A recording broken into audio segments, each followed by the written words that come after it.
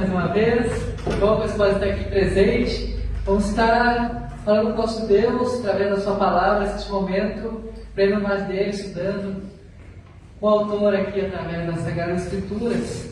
Hoje nós aprenderemos sobre os benefícios da fidelidade a Deus, através de 2 Reis, capítulo 5, de 1 a 15. Hoje vai verificar que devemos ser fiéis a Deus, não importa a situação.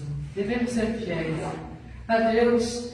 Hoje a gente vive num contexto onde os valores morais e éticos são tão distorcidos, a gente passa por tantas frustrações em nossas vidas, no nosso dia a dia, e basicamente o valor da fidelidade parece que nem existe mais em tantos contextos. Mas apesar de tantas situações conflitantes que nós enfrentamos, decepções e falta de confiança, a fidelidade é uma virtude que deve ser cultivada, uma virtude que deve ser trabalhada, preservada em nós.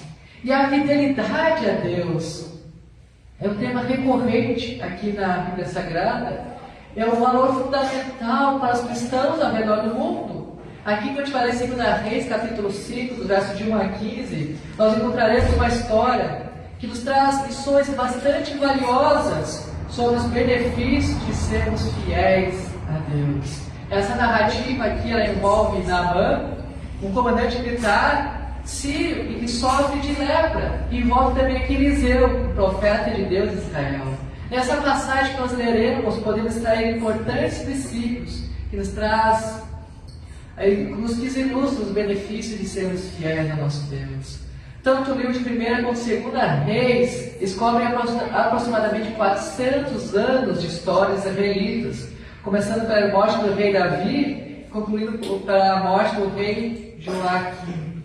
Em 2 Reis, nós vemos o fim do reino do norte, que é Israel, e o cativeiro é destinado a Judá, o reino do sul. Nessa primeira parte do livro que nós estamos, temos um registro poderoso e contundente do ministério do profeta Eliseu.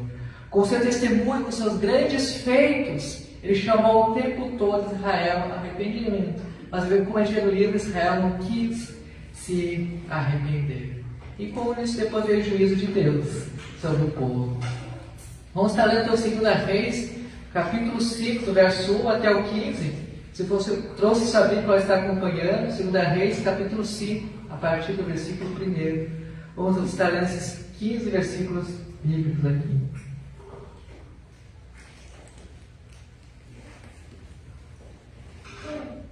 Diz assim: Naamã, comandante do exército do rei da Síria, era grande homem diante do seu senhor e de muito conceito, porque por meio dele o Senhor tinha dado vitória à Síria.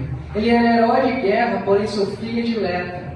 Tropas saíram da Síria e da terra de Israel levaram cativa uma menina que ficou ao serviço da mulher de Naamã. Um dia a menina disse à sua senhora: quem dera o meu senhor estivesse na presença do profeta que está em Samaria, ele o curaria da lepra.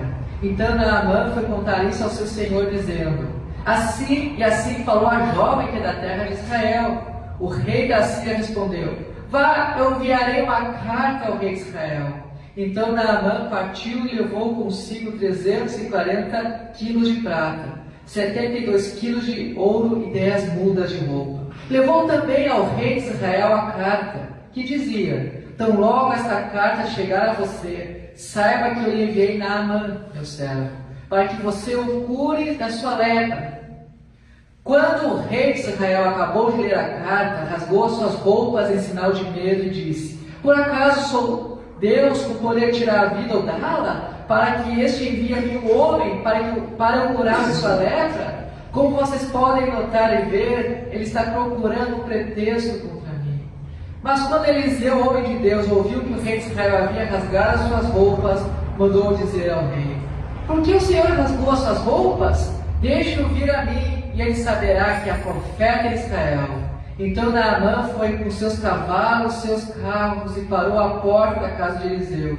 Eliseu lhe mandou um mensageiro, dizendo: vá e lave-se 7 vezes no Jordão, e a sua carne será restaurada e você ficará limpo. Mas Naamã ficou indignado e se foi dizendo: eu pensava que ele certamente sairia para falar comigo, ficaria em pé e invocaria o nome do Senhor seu Deus, passaria a mão sobre o lugar da lepra e restauraria o leproso.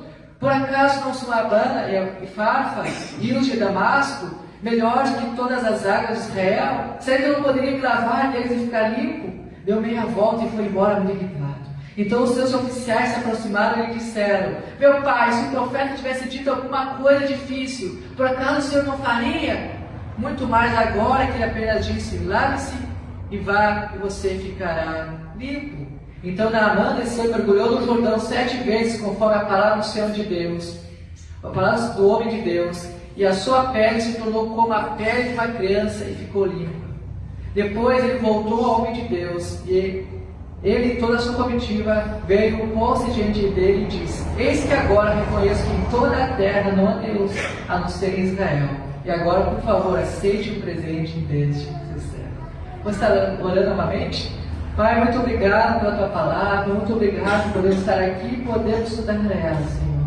Te peço, Senhor, que esse Senhor tenha misericórdia de mim, trabalhe em mim para falar aquilo que tu queres, Senhor.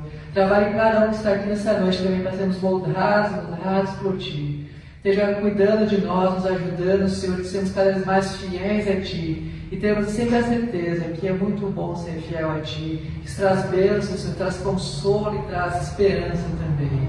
Trabalhe em nós, Senhor. Muito obrigado, Jesus Cristo. Amém.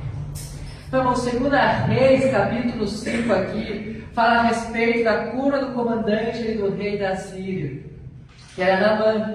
A Síria foi o vizinho mais poderoso de Israel durante a vida de Eliseu. É uma fonte constante de problemas e também nas fronteiras de Israel.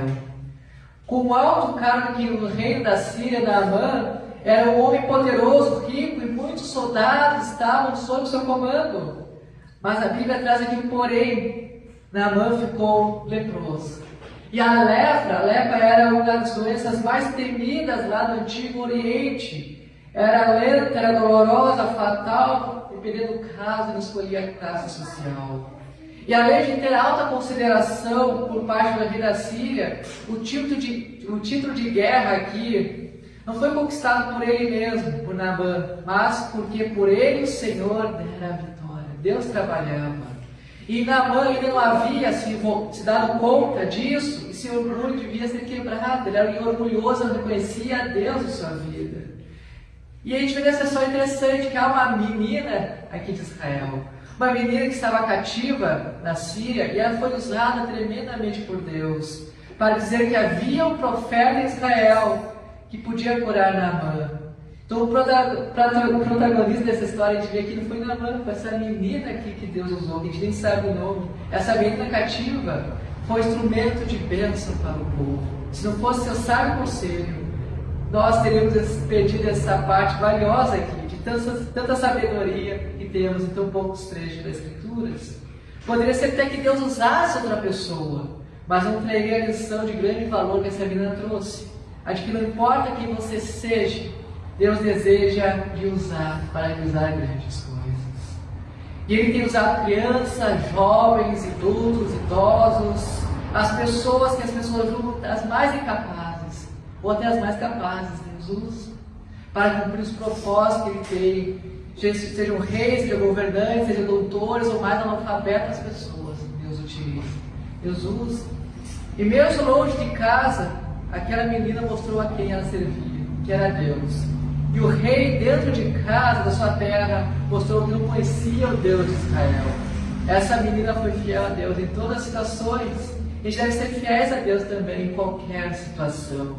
E há benefício da fidelidade a Deus que a gente encontra nesse texto. Primeiro que o orgulho ele é quebrado. Verso 10 a 12 diz assim: Eliseu lhe mandou o mensageiro dizendo: vá e lave-se 7 vezes no Jordão, e a sua carne será restaurada e você ficará limpo. Mas Naamã ficou indignado e se foi dizendo: eu pensava que ele certamente sairia para falar comigo, ficaria em pé, invocaria o nome do Senhor seu Deus, passaria a mão sobre o lugar da lepra e restauraria o leproso. Por acaso não são Abana e Farfar, rios de Damasco, melhores do que todas as águas de Israel? Será que não poderia me lavar neles e ficar limpo? E que Naamã, através desse texto, ele teve seu orgulho quebrado. Então Naamã foi com seus cavalos, seus carros de guerra e parou à porta da casa de Eliseu, no verso 9.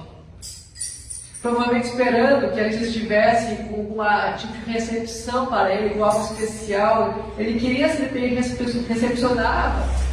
Naamã estava acostumado com recepções extravagantes, algumas coisas maravilhosas, honrarias maravilosas. A sua posição, de certa forma, exigia isso, que fosse bem recebido.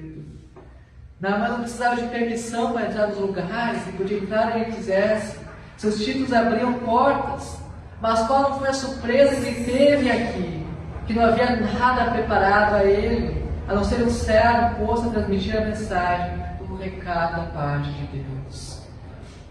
Eliseu não recebeu Naamã pessoalmente. Isso é absurdo para Naamã. Afronta todas as regras de educação que tinha a ter com ele. Mas isso foi da parte de Deus para que Naamã tivesse orgulho quebrado. A lepra de Naamã não estava apenas na sua pele, mas também estava no seu coração. A lepra não trabalhou no seu coração. Ela se trabalhava pelo profeta aqui de Deus, mostrando que não era tudo o que ele pensava. E precisava se despedir de toda a sua arrogância, de toda a sua prepotência, e se vestir da humildade que Deus queria em sua vida. E em algum sentido a lepra pode ser comparada ao pecado. Ela é oculta, demora a aparecer. Ela é profunda, contagiosa, vai se alastrando. Somente naquela época. E o orgulho, irmãos, o orgulho nos impede de ver que tem coisas no nosso coração que precisam ser mudadas por Deus. Naamã, ele tinha algo que queria que as pessoas vissem. Que não queria que as pessoas vissem. Ele tinha a lepra em sua pele. O alto oficial de rei prestigiado era leproso. Ele queria a cura para isso. E talvez muitas áreas da nossa vida também nós queremos esconder. Não é uma lepra, mas são coisas da nossa vida que queremos que ninguém veja. Pecados talvez sejam ocultos em nós, que nós talvez não confessamos por orgulho. Possamos pedir que Deus trabalhe em mim, quebra o orgulho, para que eu possa confessar e viver uma vida correta perante Ti. Talvez existem coisas na sua vida que você tem que esconder dos outros, mas que a pouco estão lhe destruindo. Deus curou Naamã da lepra. Ele pode restaurar qualquer área da sua vida também. O orgulho nos impede de sermos gratos a Deus. Provavelmente aqui Naamã estava esperando algum tipo de cerimônia especial, esperando algo diferente, com raiva que não recebeu o esperado. Muitos da igreja hoje também ficam com raiva e saem da igreja porque não tem aquilo que querem, aquilo que acham que é esperado. Talvez alguns estejam esperando algo mais, uma recepção a mais, algo mais glamouroso. Ou pode ser coisa simples, mas esperar sempre dos homens, a gente vai acabar uma hora ou outra se decepcionando. A gente vai esperar de Deus sempre a nossa recompensa. Não colocar a nossa fé nos homens, nas pessoas. E quantas vezes Deus permite situações na nossa vida para quebrar nosso orgulho, olharmos para Ele, não focarmos somente em nós, não somente nos outros, mas focarmos em Deus. Tudo que recebemos é graça, é presente de Deus, não merecemos nada que recebemos. E muitas vezes as pessoas não são gratas, porque Deus já lhe deu a elas. O orgulho nos impede de tomar atitude de mudança em nossas vidas. Somente após Naamã ter o seu orgulho quebrado, que ele foi se mergulhar no Jordão e acatar as palavras aqui do profeta de Deus. Às vezes sabemos que devemos fazer, onde devemos mudar, mas não queremos, porque isso vai nos custar caro. Que hoje a gente possa nos refletir onde precisamos mudar. Onde precisamos mudar, onde nosso orgulho precisa ser moldado ainda por Deus.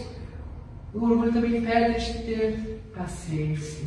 Naamã esperava algo diferente do que o profeta havia lhe dito. Naamã queria uma cura instantânea.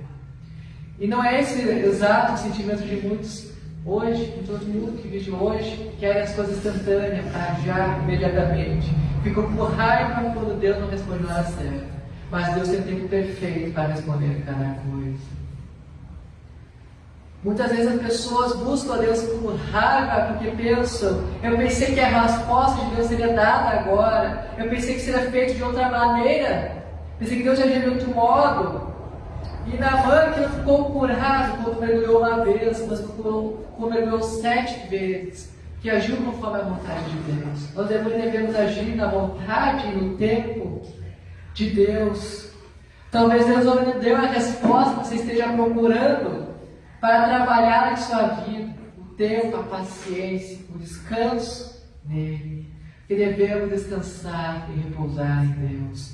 Há benefícios de descanso para as nossas próprias vidas, para sermos pessoas melhores, mais alegres, em paz com Deus, quando entendemos que o tempo pertence ao nosso Deus. Então, o primeiro benefício da Trindade a Deus é que o nosso orgulho é quebrado, aprendemos a descansar, a esperar e humilhar-nos perante Deus. Segundo, é que Deus é exaltado. Versos 7 a 8 nos ensinam isso.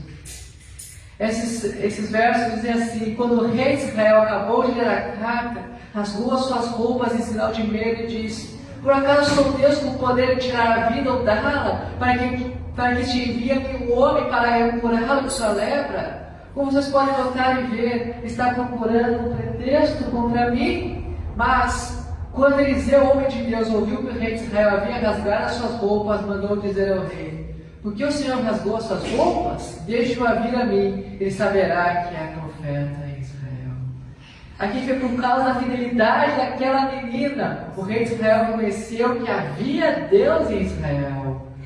Observe que essa menina aqui, ela reconhecia o que o rei de Israel não reconhecia. E ao ler a carta do rei da Síria, o rei de Israel rasgou suas vestes e se desesperou. A cura de Naamã aqui não seria apenas para curar a sua lepra, mas para abrir os seus olhos de que havia um profeta em Israel e havia um Deus em Israel. Nossa fidelidade em nosso lar leva os outros a reconhecerem a ação de Deus em nossas vidas também. Quando nós somos fiéis a Deus em nosso lar, os outros veem a transformação de Deus através de nós. Onde quer que estejamos, as pessoas veem que Deus existe, que Deus é real. As pessoas percebem que existe algo diferente quando somos fiéis a Deus. O mundo não precisa de uma nova definição do cristianismo ou do que é o cristianismo, mas de uma nova demonstração do cristianismo. O cristianismo verdadeiro nos dias atuais, afogado em falsos cristianismos. Que sejam as pessoas que mostram o verdadeiro cristianismo ao mundo, ao viver que a Bíblia nos ensina. Onde estão os Elias de Deus nos dias de hoje? Onde estão os apóstolos Paulo nos dias de hoje? Onde os profetas dos dias de hoje que pregam o Evangelho de Deus sem medo? Onde está Josué no dia de hoje falando que a casa serviremos ao Senhor? Possamos ser exemplo para o mundo hoje, que pouco conhece o verdadeiro Evangelho. Precisamos de pessoas com convicção da Bíblia Sagrada, convicção da sua fé em Deus, convicção que Deus sabe o que é melhor.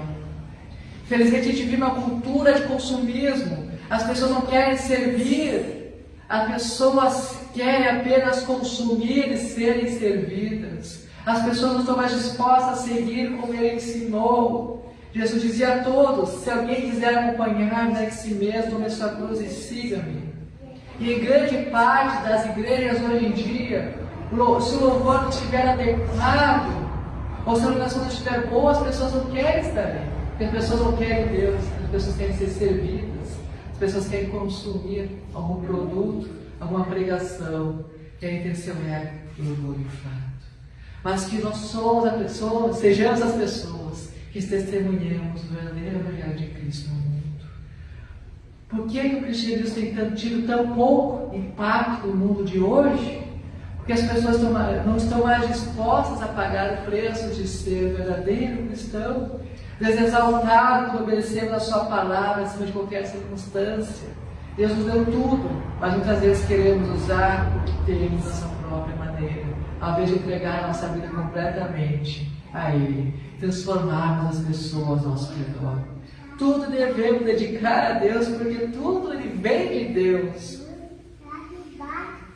Conta uma história que havia uma reunião que estava acontecendo em uma certa aldeia indígena. E nessa reunião havia um missionário compartilhando o amor de Deus, o amor incondicional de Deus, que perdoa aqueles que creem em seu nome, que aqueles que se arrependem dos seus pecados. E durante essa pregação do missionário, veio um índio, um velho índio sábio, começou a depositar coisas terrenas, sem grande valor, aos pés daquele missionário. e trazia cada vez mais coisas para ele, entregou tudo o que tinha. Não tinha grande valor para quem era de fora da aldeia, mas para aquele índio tinha um grande valor. E ele entregou tudo ao missionário. Ele disse o seguinte, esse índio: Deus deu tudo para o índio, e o índio quer dar tudo para Deus. Aquele momento o índio não entendia completamente o que era a palavra de Deus, mas entendeu que entregar toda a sua vida a Deus.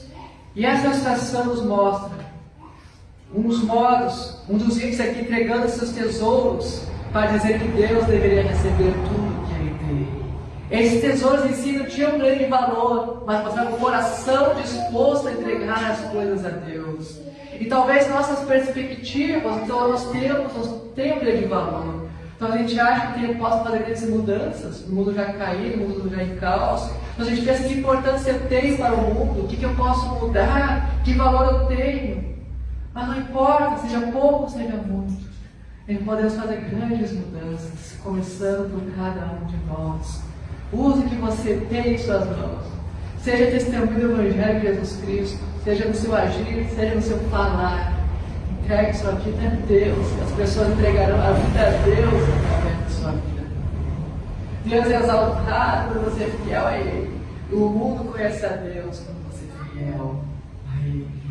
Podemos ser fiéis a Deus em qualquer circunstância. O terceiro benefício de sermos fiéis a Deus é que o milagre ele acontece. O verso 14 diz assim: então Naamã desceu e mergulhou no Jordão 7 vezes, conforme a palavra de Deus, e a sua pele se tornou como a pele de uma criança, e ficou limpo. Aqui a gente vê que o profeta Eliseu havia instruído Naamã a mergulhar 7 vezes no rio Jordão, para ser curado de sua lepra. Naamã obedeceu aqui, ele mergulhou as 7 vezes, sua pele ficou limpa e ficou saudável, como se fosse uma criança novamente. O resultado que vemos ao ler esse texto é o cumprimento das palavras daquela menina. O milagre aconteceu, a cura aconteceu, o milagre é possível. A história de Naamã, ela nos lembra que milagres ainda podem acontecer hoje em dia. O sobrenatural de Deus ele não cessou. Deus continua operando, Deus continua fazendo maravilhas, continua operando milagres. Não importa o quão difícil possa ser aos nossos olhos. Nós podemos confiar no sobrenatural de Deus. Muitas vezes enfrentamos desafios aparentemente insuperáveis em nossas vidas. Como era a lepra de Naamã.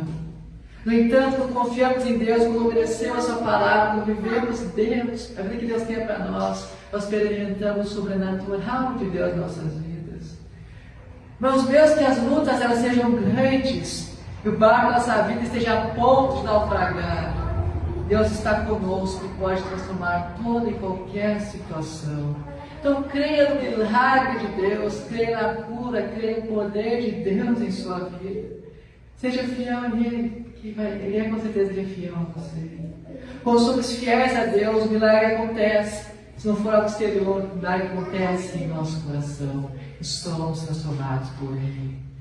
Às vezes, dizemos quando o milagre acontece. Às vezes dizemos que quando o milagre acontece, Deus é fiel. Mas quando o milagre não acontece, Deus é fiel. Mas Deus é fiel em todo e qualquer momento. Talvez o milagre aconteça da maneira que nós esperávamos. Talvez o milagre seja a transformação da nossa própria vida. Talvez hoje, mais do que um milagre exterior, você precise de um milagre no seu coração. Talvez você esteja desanimado, você está triste, sem brilho nos olhos, anda cansado, abatido pelas dificuldades ao seu redor. Então deposite a sua confiança em Deus. Vá até Cristo e vai fortalecer a sua fé. Deus pode fazer você sorrir novamente, entregar a sua vida completamente, em toda e qualquer situação. Não desista de orar. Não desista de orar. O milagre pode acontecer em qualquer momento. Existia um preso lá na KGB, certa vez, chamado Alexander, e quando de trabalho forçado lá no norte da Sibéria. Ele passou anos enfrentando a prisão e muito frio lá na Sibéria. E uma noite lá de muito frio, Ele começou a clamar em alta voz por Deus por um milagre. Deus, me ajuda a viver neste frio, me ajuda a viver, a sobreviver. Ele achava que ia morrer. Esse preso orava e clamava a Deus. Então Deus mostrou para uma mulher lá na Filipinas que devia orar por um preso lá no KGB. Essa mulher então começou a orar por ele, chamou a igreja para orar por ele sem sequer conhecer a ele. Ela nunca tinha visto ou ouvido falar dele. Mas a sua oração operou um milagre. E esse preso sobreviveu, Alexander sobreviveu. E parou de sentir esse frio intenso e viveu mais tempo de vida. No outro dia, os carrascos não entendiam como tinha sobrevivido. Mas a história conta que se conheceram depois daquela mulher e viram o poder de Deus agindo sobrenaturalmente. Deus pode levantar pessoas para orarem por ti, que nem conhecem, para trazer milagres em sua vida. Então clame a Deus, porque Deus pode fazer qualquer coisa em sua vida. Creia a Deus, creia no poder da oração. A fidelidade a Deus vale a pena em qualquer circunstância em sua vida. Deus pode mudar tudo. Devemos ser fiéis a Deus em qualquer situação. Devemos ser fiéis a Deus, seres humildes a Deus e quebrar o nosso orgulho. A fidelidade a Deus coloca no centro da vontade dele, sabendo que Deus pode todas as coisas, até aquilo que nada podemos fazer.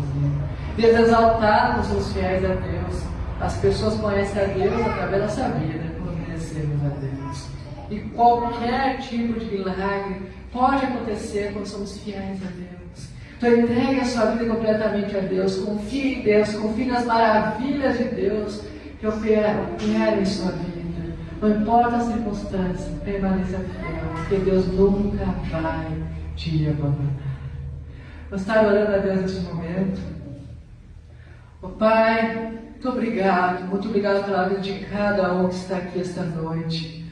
Muito obrigado, Senhor, porque permanece fiel a nós, mesmo quando somos infiéis a Ti. Nos ajude, Senhor, trabalhe em nossas vidas, Senhor, para sermos cada vez mais fiéis a Ti, possamos desfrutar as bênçãos de quer ser fiel a Ti, Senhor. Trabalhe em nós, Senhor, para que o mundo conheça a Cristo através de nós, Senhor. Para que a cidade peça a palavra do Sul aqui, conheça a Cristo através de nós, seja transformada da vida de cada membro dessa congregação, Senhor. Trabalhe em nós para enfrentar os dias maus, enfrentar os desafios do dia de amanhã, Senhor. E alegres, confiantes em Ti, com a fé fortalecida em Ti, vencermos qualquer dificuldade, Senhor. Dá alegria, dá bom ânimo às nossas vidas, Senhor. Dá descanso, dá paz, Senhor, sabendo que Tu está à frente de toda e qualquer situação. Sabendo que o sobrenatural pode acontecer em qualquer momento, Senhor. Muito obrigado por esta noite. Muito obrigado pela vida de cada um aqui, Senhor. Dá a vitória, Senhor, para que cada um está pedindo, orando, clamando. Sabe que cada um que necessita, sabe cada desafio de cada um nesta noite, Senhor. Coloca a vida de cada um em Tuas mãos, Senhor. Dá a vitória, se for da Tua vontade. Eu te peço, em nome de Jesus Cristo, que eu oro. Amém.